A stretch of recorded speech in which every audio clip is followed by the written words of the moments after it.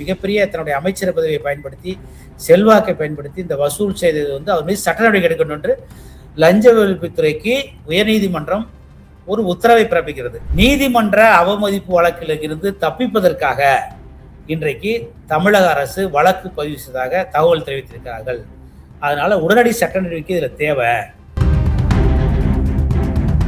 தகாத செல்வாக்கால் தன்னுடைய அரசு பதவியை அரசு அமைச்சரவை பயன்படுத்தி தமிழ்நாட்டு இளைஞர்களிடம் கோடிகளை வசூல் செய்த ஒரு அமைச்சர் மீது நீதிமன்றம் உத்தரவிட்டும் நடவடிக்கை எடுக்காத தமிழக வெற்றிக் கழக அரசு மீது மக்கள் வெட்கி தலைகுனிந்து காரி உமிழ்கிறார்கள்.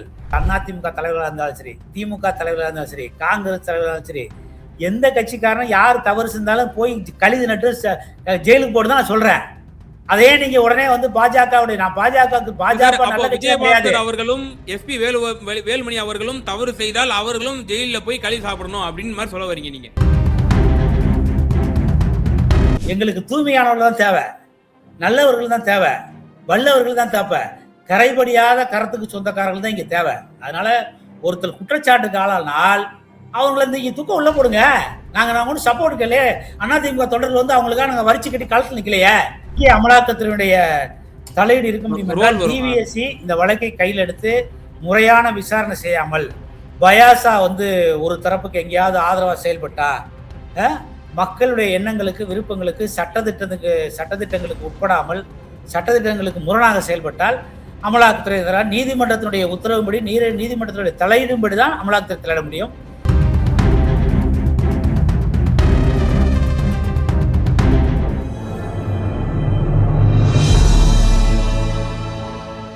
தமிழ் நியூஸ் நேரல் காண்போம். இன்றைய நேர்காணலில் நம்மோடு இருந்திருப்பவர் முன்னாள் கூடுதல் அரசு வழக்கறிஞர் மரியாதைக்குரிய திரு செந்தில்வேல் சார். சார் வணக்கம். வணக்கம் சார்.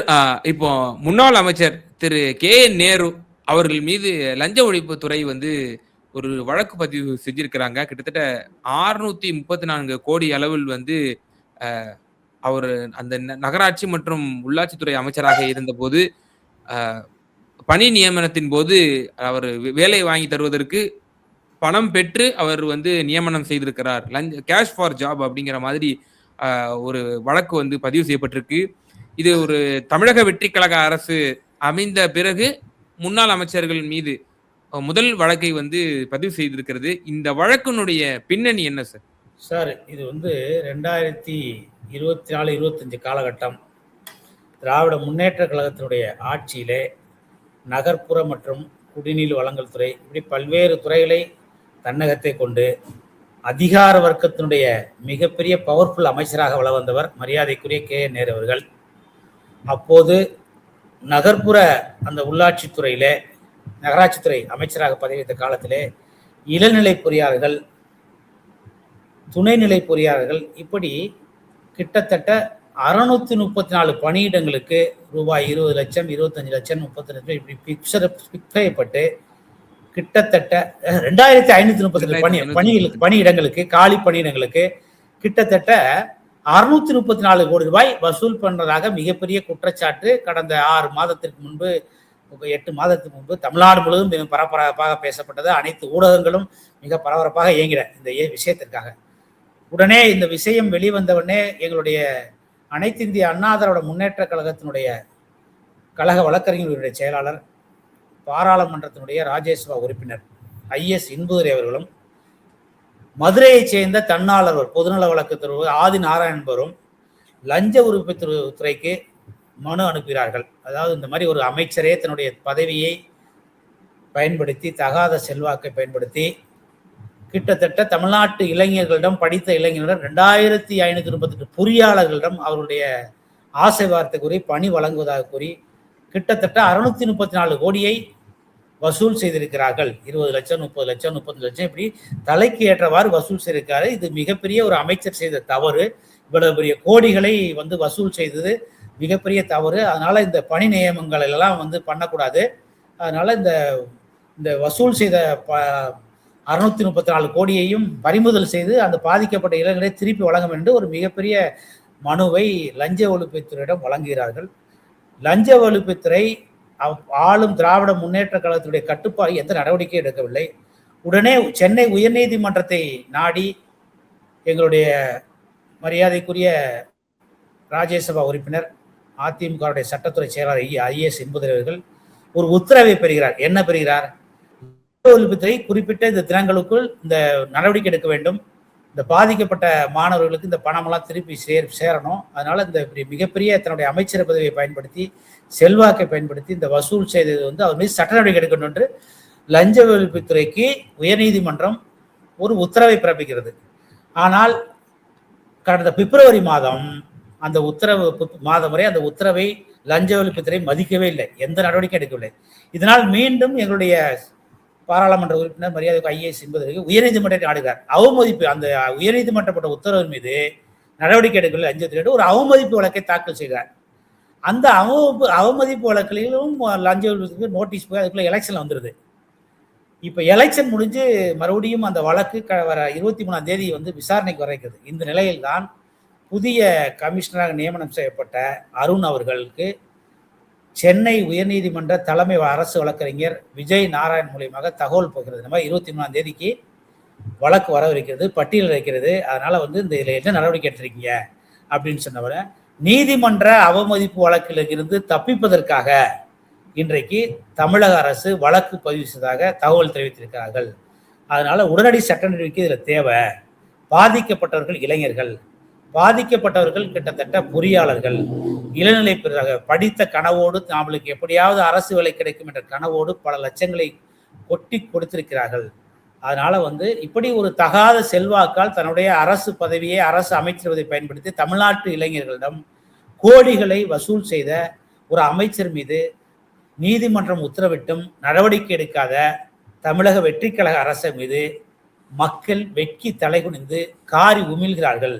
அதனால வந்து அவர்கள் இந்த மாதிரி வந்து ஒரு உத்தரவு கவர்மெண்ட் அரசு நீதிமன்ற உத்தரவுக்கு தலை வணங்கணும். அதனால 23ஆம் தேதிக்குள்ள நாங்கள் எதிர்பார்க்கிறோம். அதாவது இப்படி ஒரு அமைச்சர் மீது நடவடிக்கை எடுத்து கைது செய்யப்படுவாரா என்ற கேள்வி பொதுமக்கள் மத்தியிலையும் வழக்கறிஞர்கள் மத்தியிலையும் தன்னாளர்கள் மத்தியிலையும் இளைஞர்கள் மத்தியிலையும் கேள்வி எழுகிறது.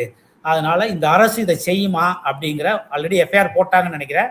இவரை கைது செய்யணுமா என்பது அனைத்து பார்வையாளருடைய கருத்தா இருக்கு.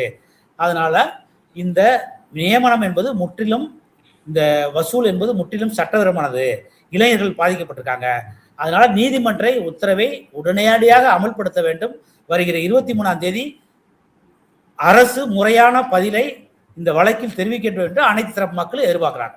சார், இப்போ நீங்க தெளிவா அந்த வந்து ட்ராக் ரெக்கார்டை நீங்க வந்து சொன்னீங்க. உங்களுடைய வழக்கறிஞர் திரு இன்பதுரை அவர்கள் எப்படிலாம் வந்து நீதிமன்றத்துல ஃபைட் பண்ணாரு, அது எல்லாம் நீங்க சுட்டி காட்டினீங்க.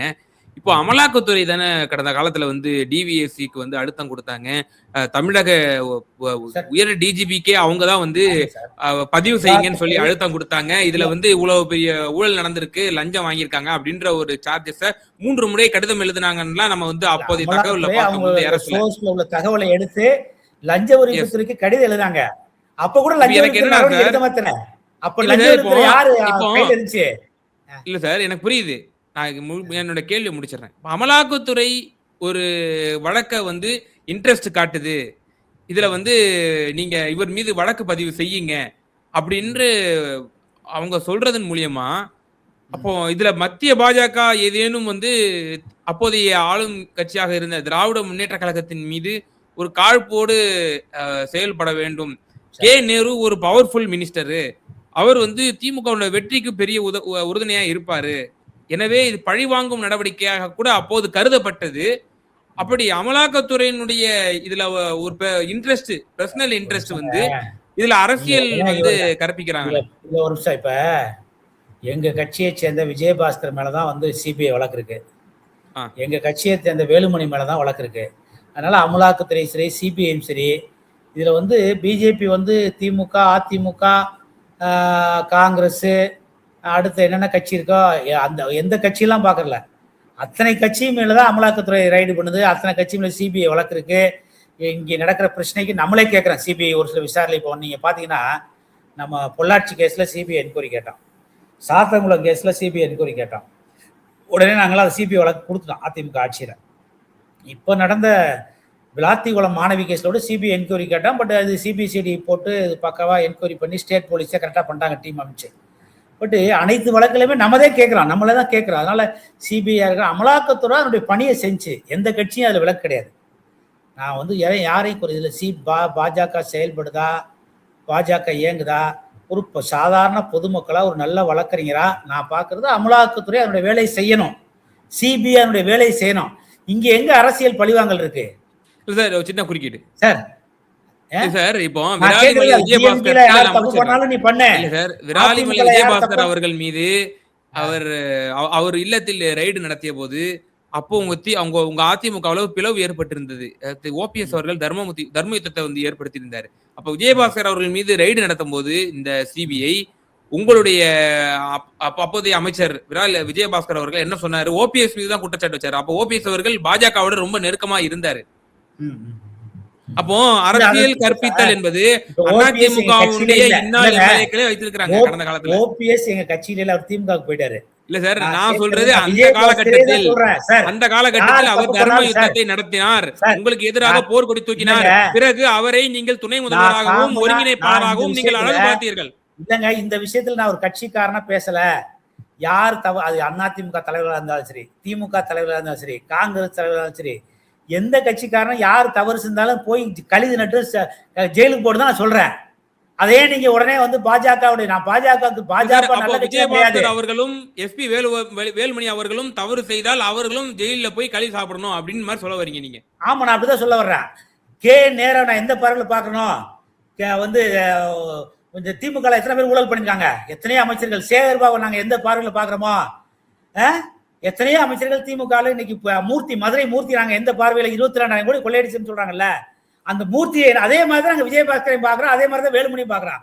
உண்மையிலே வந்து கெட்டவன்னா தூக்கி உள்ள போடுங்க. நாங்க ஒரு தொண்டனா கேட்கிறோம். எங்களுக்கு நாங்க அதிமுக நாங்க யாரையும் நம்பி இல்லை. நாங்க வந்து எங்களுடைய புரட்சியில அம்மாவையும் புரட்சியில எம்ஜிஆர் நம்பி இருக்கோம். அதனால நாங்க யாரையும் சப்ப கண்டு யாருக்கும் முட்டு கொடுக்க வேண்டிய அவசியம் இல்லை. நாங்க வந்து தொண்டனா கேட்கிறோம்.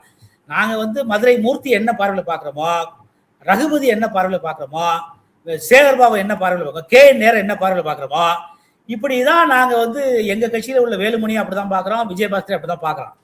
எங்களுக்கு தூய்மையானவர்கள் தான் தேவை, நல்லவர்கள் தான் தேவை, வல்லவர்கள் தான் தேவை, கரைபடியாத கரத்துக்கு சொந்தக்காரர்கள் தான் இங்க தேவை. அதனால ஒருத்தர் குற்றச்சாட்டுக்கு ஆளானால் அவங்களை இங்க தூக்கம் உள்ள போடுங்க. நாங்க ஒன்றும் சப்போர்ட் இல்லையே. அதிமுக தொடர்கள் வந்து அவங்களுக்காக நாங்க வரிச்சு கட்டி களத்தில் நிக்கலையே. அது நான் திமுக கிடையாது, ஊழல் பேர்வழியில வந்து பாதுகாக்கிறதுக்கு. அதனால ஊழல் பேர்கள் யார் வந்தாலும் உள்ள போகட்டும். ஒரு இதைத்தான் எங்கள் புரட்சியில அம்மாவும் சொல்லியிருக்காங்க, எம்ஜிஆர் சொல்லியிருக்காங்க. அதனால போகட்டும்னு சொல்றேன். சார், இப்போ ஃபர்தரா இப்போ டிவிஎஸ்சி எஃப்ஐஆர் பதிவு செய்து விட்டது என்றால் ஃபர்தரா அவங்களால என்ன லீகலான ஆக்ஷன் எடுக்க முடியும்? அவங்களோட ப்ரொசீடிங்ஸ் எப்படி இருக்கும் சார்? அடுத்த கட்டம் வந்து சம்மன் போடணும். சம்மன் போட்டு சாட்சிகளை எல்லாம் அவங்க வந்து விசாரிக்கணும். கைது நடவடிக்கை முகாந்திரம் இருக்கா, சட்ட முகாந்திரம், லீகல் ஒப்பீனியன் கேட்கணும். கைது நடவடிக்கைக்கு எந்த அளவுக்கு இந்த பண பரிமாற்றங்கள் வந்து அக்கௌண்ட்ல போயிருக்கா, நேரடியாக பணமாக வசூல் பண்ணியிருக்காங்களா, அந்த மாதிரி அந்த சட்டத்தை எங்கெங்கெல்லாம் அஃபென்ஸ் மேட் அவுட் ஆகுது, இதையெல்லாம் வந்து சட்ட ஆலோசகரோடு கலந்து லீகல் ஒப்பீனியன் வாங்கி கைது நடவடிக்கையில் அவங்க ஈடுபடணும். அவற்றை கைது செய்தால், மரியாதைக்குரிய முன்னாள் அமைச்சர் நேரு கைது செய்யப்பட்டால், அவர் கொடுக்கின்ற ஒப்புதல் வாக்குமூலம் மூலம் இல்லை யாரெல்லாம் வந்து இதில் ஈடுபட்டாங்க, யாரெல்லாம் வசூல் பண்ணாங்க, எத்தனை இளைஞர்கள் பாதிக்கப்பட்டிருக்காங்க, ஒட்டுமொத்த இதுவும் அவருடைய ஒப்புதல் வாக்குவாங்க. அதன்படி இதில் இந்த வழக்கில் எத்தனை அக்யூஸ்டா சேர்க்கலாம், இதில் எத்தனை பேரை சாட்சியா சேர்க்கலாம், இப்படி என்ற விவாதங்கள்லாம் நடக்கும். அதுக்கப்புறம் தான் வழக்கு மொழி வடிவமிடும். சார், இப்போ டிவிஎஸ்சியினுடைய ஒரு பதிவு செய்யப்பட்ட வழக்கு, அது அமலாக்கத்துறை கைப்பற்றி அந்த வழக்கை அவர்கள் எடுக்கக்கூடிய ஒரு சில தன்மைகள் இருக்கும் அல்லவா? உதாரணத்துக்கு பல இன்சிடென்ட்ஸ் நம்ம பார்த்திருக்கோம். அப்படி அமலாக்கத்துறை இந்த வழக்கத்திற்குள் இன்டர்ஃபியர் ஆகணும்னா அதுக்கு என்ன, எங்கே அமலாக்கத்துறையுடைய தலையீடு இருக்க முடியும்? டிவிஎஸ்சி இந்த வழக்கை கையில் எடுத்து முறையான விசாரணை செய்யாமல் பயாசா வந்து ஒரு தரப்புக்கு எங்கேயாவது ஆதரவா செயல்பட்டா, மக்களுடைய எண்ணங்களுக்கு விருப்பங்களுக்கு சட்டத்திட்டங்களுக்கு உட்படாமல் சட்டத்திட்டங்களுக்கு முரணாக செயல்பட்டால் அமலாக்கத்துறை நீதிமன்றத்தினுடைய உத்தரவுபடி நீதிமன்றத்தினுடைய தலையிடும்படி தான் அமலாக்கத்துறை தலையிட முடியும்.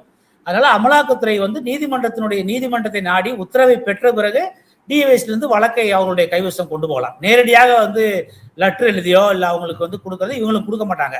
அதனால இங்கே ஏதாவது தவறு நடந்தால், விசாரணையில் தொய்வு இருந்தால், விசாரணையில் ஒரு 1,00,000 நடவடிக்கை இருந்தால், விசாரணையில் தவறு செய்த குற்றவாளிகளை காப்பாற்றக்கூடிய சூழல் இருந்தால், அமலாக்கத்துறை நீதிமன்றத்தை நாடி இந்த வழக்கை அமலாக்கத்துடைய கட்டுப்பாட்டில் கொண்டு செல்லலாம்.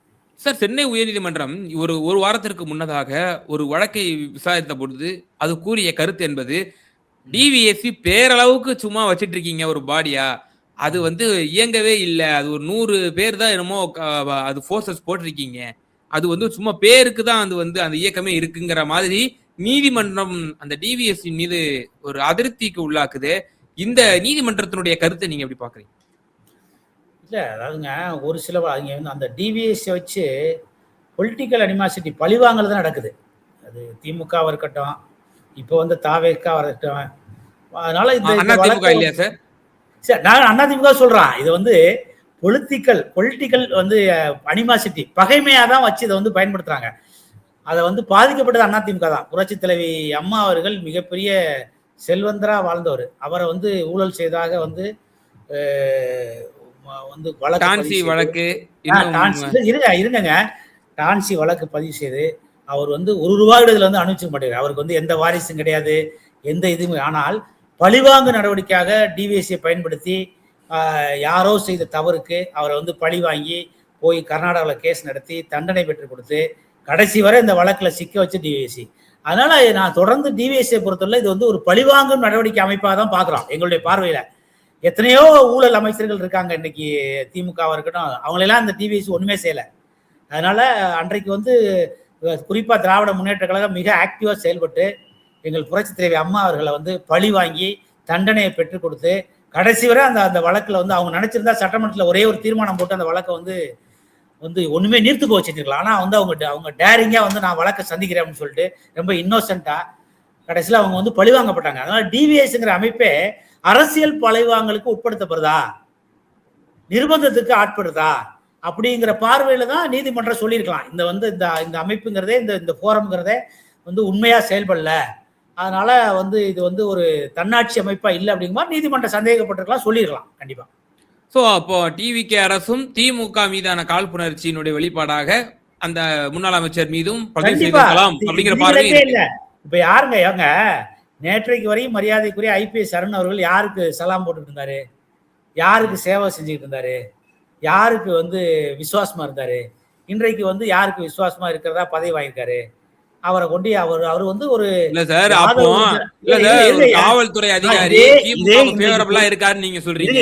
ஆனா அப்படிப்பட்ட ஒரு அதிகாரிக்கு டிவிஎஸ்சியினுடைய இயக்குனர் பதவி வழங்கப்படுமா?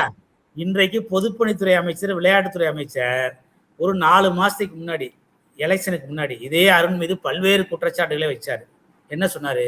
அவர் ஒரு திமுக மாவட்ட செயலாளர் போல அருண் செயல்படுறாரு, அவரை உடனடியா வந்து அதர் ஸ்டேட்டுக்கு மாற்றணும், அவரை வந்து மாற்றினாதான் நாங்கள் எலெக்ஷனே சந்திக்க முடியும், ஒரு மாவட்ட செயலாளர் போல வந்து எங்களுக்கு தொல்லை கொடுக்குறாரு, எங்களுக்கு எந்த அனுமதியுமே கொடுக்கல, அதனால அருண் வந்து ஒரு திமுகவுடைய பிரதிநிதியை போல சொல்றாரு, பெரிய முறை வந்து மாத்தணும்னு சொல்லிட்டு பயங்கரமா மீடியாவில் பேட்டி கொடுத்தாரு. அதே அங்க வகிக்கிற இன்றைக்கு அதே வந்து தாவேக அரசுல பொதுப்பணித்துறை அமைச்சராக இருக்கிற அருண் தான் இன்னைக்கு நம்ம ஆதவ அரிசினா தான் இன்னைக்கு வந்து அவருக்கு ரெக்கமெண்ட் பண்ணதாக சொல்றாங்க. அப்ப அவங்களுடைய இச்சைகளை ஆசைகளை நிறைவேற்றதுக்கு ஒரு சரியான அடிமை கிடைச்சிருக்காரு. அதனால அவரும் அரசியல் பழிவாங்கல் நடவடிக்கை கண்டிப்பா ஈடுபடுவார். இதுல திமுக அதிமுக யாருமே இதுல வந்து இதெல்லாம் கிடையாது. அதனால இந்த மாதிரி ஐபிஎஸ் ஒரு சார்பா நடக்கக்கூடிய யாரா இருந்தாலும் அவங்க இந்த மாதிரி பணம் தான் செய்வாங்க.